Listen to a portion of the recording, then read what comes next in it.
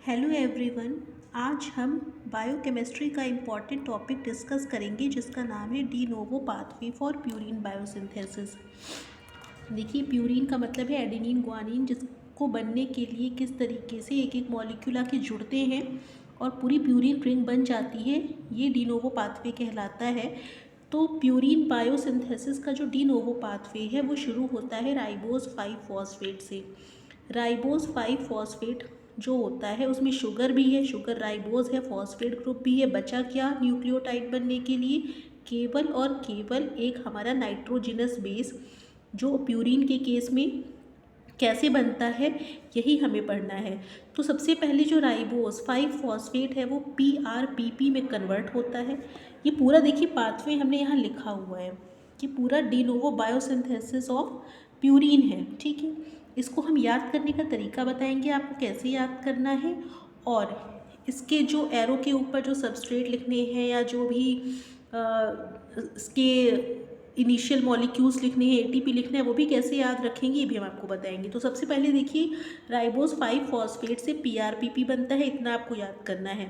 PRPP से PRA बनता है, इसको याद कैसे करेंगे अभी मैं उसको बताऊंगी। पहले देख लीजिए, PRPP से PRA बनता है, फिर GAR, फिर FGAR, फिर FGAMR, फिर AIR, फिर CAIR, फिर साइकार, आईकार, फाइकार, IMP।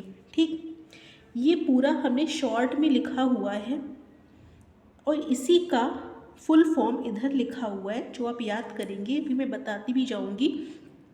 अगर आप ये शॉर्ट फॉर्म याद कर लेंगे तो लॉन्ग फॉर्म याद करने में आपको ज़्यादा दिक्कत नहीं होगी। अब देखिए, राइबोज 5 फॉस्फेट से आपको PRPP बनाना है। PRPP से ही शुरुआत होगी हमारे de novo biosynthesis of purine की। उसके बाद आप याद कैसे करेंगे कि PRPP पड़ा हुआ गा रहा था। मतलब आप PRPP को कोई एक इंसान मान लीजिए कि वो पड़ा होके गा रहा था, ठीक है। फिर उसके बाद फिर से गा रहा था, गा रहा था, फिर से गा रहा था, फिर, ठीक है। पहले पड़ा हुआ गा रहा था, फिर से गा रहा था, फिर गम, फिर हम इसको आप ऐसे याद कर सकते हैं, फिर गम गेम खेल रहा था, ऐसे करके याद कीजिए, फिर गेम खेल रहा था। देखिए, आर तो हर जगह अब लगेगा, ठीक है। आर राइबो न्यूक्लियोटाइड या राइबोटाइड जिसको आप कहते हैं वो हर जगह लगेगा, तो उसमें कोई दिक्कत नहीं है।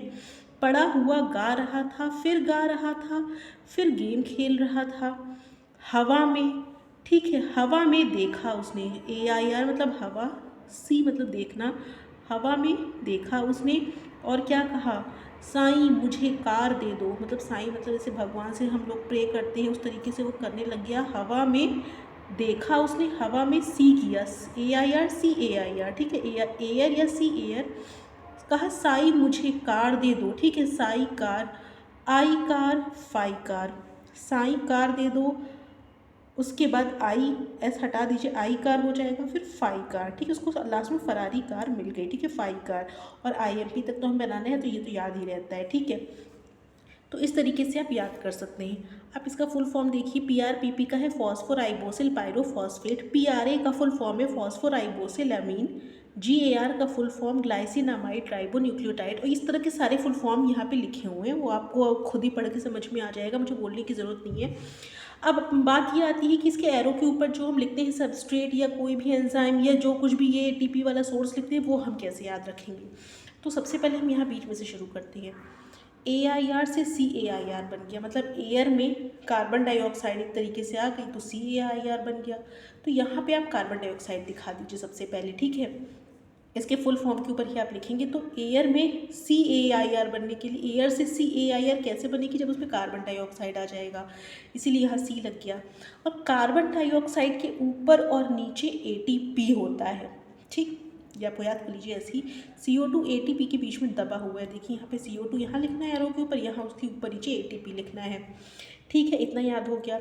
अब देखिए, सबसे पहले जो राइबोज 5 फॉस्फेट से PRPP बन रहा है उसमें भी देखिए 5 फॉस्फेट था और इसमें पायरोफॉस्फेट है। पायरोफॉस्फेट मतलब 2 फॉस्फेट, तो ATP चाहिए ही होगा। जहाँ फॉस्फेट ऐड होता है वहाँ ATP लिख देते हैं, तो यहाँ हमने ATP लिख दिया, ठीक है। अब देखिए, अब जहाँ पे भी फॉर्मिल वर्ड ऐड हो रहा है, ठीक है, सबसे पहला फॉर्मिल वर्ड जहाँ पे ऐड हो रहा होगा वहाँ पे हम फॉर्मिल THF लिखेंगे। या फॉर्मिल वर्ड ऐड करने के लिए कहीं ना कहीं फॉर्मिल का सोर्स तो आना ही चाहिए।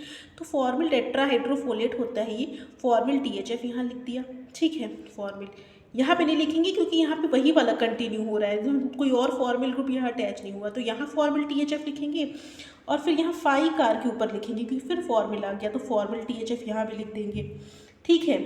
तो उसके बाद फॉर्मिल THF यहाँ हो जाएगा। CO2 हो गया, जो होता जा रहा है मैं टिक लगाती जा रही हूँ। CO2 याद हो गया हमें, ATP याद हो गया, ये वाला भी ATP याद हो गया है, ये फॉर्मिल THF याद हो गया है, ये वाला फॉर्मिल THF याद हो गया है, ये ATP वाला याद हो गया है, ठीक है। अब जहाँ ग्लाइसिन लग रहा है, ठीक है, जहाँ ग्लाइसिन लग रहा है वहाँ तो हम ग्लाइसिन लिखेंगे ही, जैसे ये ATP प्लस ग्लाइसिन लिखा है हमने, ठीक है, तो यहाँ ग्लाइसिन भी लिख देंगे क्योंकि ग्लाइसिन ऐड हो रहा है यहाँ पे, तो उसको याद करने की जरूरत नहीं है, ग्लाइसिन यहाँ पे लिख देंगे। और फॉस्फोराइबोसिलामीन से राइबोन्यूक्लियोटाइड बन गया, इसलिए ATP भी यहाँ लिखा हुआ है, ठीक है। तो ATP या ग्लाइसिन जो भी याद रहे, आप अगर आपको केवल ग्लाइसिन याद रह रहा है तो आप ग्लाइसिन भी लिख सकते हैं, ठीक है, ये भी याद हो गया, ठीक। उसके बाद देखिए यहाँ पे जहाँ सबसे बड़ा ये नाम लिखा हुआ है succinyl amino imidazole carboxamide ribonucleotide, वहाँ से आपको ये छोटा नाम बन रहा है क्योंकि इसमें से सक्सिनिल उड़ गया, सक्सिनिल को उड़ा दिया ना हमने, यहाँ से उड़ाया कैसे, फ्यूम्स के फॉर्म में, फ्यूम्स के फॉर्म में हमने उसको उड़ा दिया, तो ये फ्यूम रेट हो गया, मतलब फ्यूम्स के फॉर्म में उड़ा देना सक्सिनिल को, उसके बाद ये तो फ्यूम रेट भी याद हो गया, ठीक, क्योंकि सक्सिनिल यहाँ गायब हो गया, उड़ गया है ना, तो फ्यूम्स के फॉर्म में उड़ा होगा वो, ठीक है, तो ये फ्यूम रेट हो गया। अब किसी को भी कोई भी चीज़ लास्ट में चीज़ ऐड हुई तो उसमें से वाटर निकल गया, मतलब बहुत चीज़ें यहाँ पे देखिए, इतनी भाग दौड़ हुई है, इतनी सारी रिएक्शन हुई है कि लास्ट में पसीना निकल गया, पसीना निकलने का मतलब वाटर का रिमूवल, ठीक है, डिहाइड्रेशन हो रहा है, ठीक, तो यहाँ -H2O कर देंगे, ये भी याद हो जाएगा। सबसे लास्ट में इतना ज़्यादा काम हो जाता है कि पसीने निकल आते हैं, इसलिए -H2O हो गया। अब देखिए जितना जहाँ जहाँ बच गया है आप कह रहे हो वहाँ पे आपको लिख देना है ग्लूटामीन, ग्लूटामीन का शॉर्ट फॉर्म होता है GLN, जो बचे हुए हैं उसमें आप GLN लिख के ख़त्म कर दीजिए। अब इसको जो भी मैंने आपको बताया, इसको एक बार आप पहले ये शॉर्ट फॉर्म वाला याद करिए, CO2 के ऊपर नीचे ATP लगाइए, जहाँ पे फॉर्मिल आ रहा है वहाँ पे आपको फॉर्मिल THF लगाना है, जहाँ ग्लाइसिन आ रहा है वहाँ ग्लाइसिन लगाना है, ATP स्टार्टिंग में लगाना है, लास्ट में पसीने निकल रहे हैं तो वाटर रिमूव करना है, और सक्सिनिल जहाँ से उड़ रहा है वहाँ फ्यूम्स के फॉर्म में उड़ाना है, तो फ्यूम रेट लगाना है, सब कुछ याद हो गया, जो बचा उसमें GLN लगा दीजिए। तो आई थिंक अब आपको याद हो जाएगा पूरा इसका सबस्ट्रेट, प्रोडक्ट और एरो के ऊपर जो हमें लिखना है उसका मेन, जैसे ATP निकल रहा है कि CO2 मतलब क्या हो रहा है, ये सब आपको याद हो गया होगा, ठीक है। CO2 से स्टार्ट करेंगे, सारे के सारे एरो के ऊपर वाला पार्ट निकल जाएगा आपका, तो ये पाथवे कंप्लीट लगेगा, ठीक है। इसको प्रिपेयर कर लीजिएगा, बताइएगा वीडियो कैसा लगा, और अगर आपको हमारा चैनल पसंद आ रहा है तो प्लीज़ उसको लाइक, सब्सक्राइब और उसको रेगुलर वॉच करें, ठीक है। Okay, thank you.